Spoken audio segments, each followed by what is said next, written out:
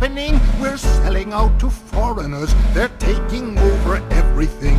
Wealth-producing companies, the best the world has known. We've sold more than 8,000 of them in 10 years alone. Bottom line is that our economic crisis right now is mainly fueled by these free trade agreements. Tell us a little bit about the WTO, World Trade Organization. Well, the WTO was created in 1995. It was created in 1993 and 1994, but it actually came into effect on January 1st, 1995. And it was created out of something that was formed after the Second World War, called the General Agreements on Tariffs and Trade.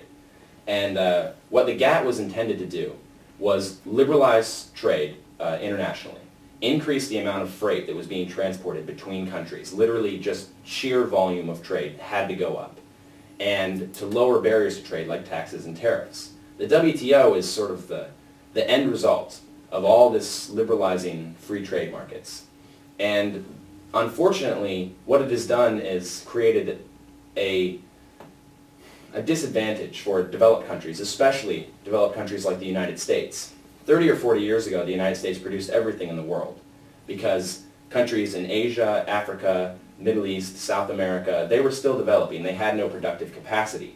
But once we started sending more and more abroad, and once we started encouraging other countries to develop their industries, they started being able to produce things much more cheaply than we did. And the simple fact is consumers are going to buy the cheapest good available.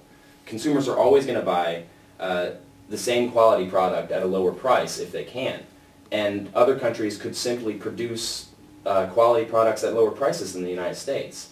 And while the sheer volume of free trade, the volume of trade has increased exponentially in the last 50 years, the actual living standards of the people hasn't changed that much.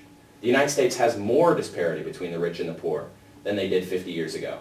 Mexico, which was supposed to benefit exponentially from NAFTA, has actually seen even more disparity between their rich and their poor than in the United States.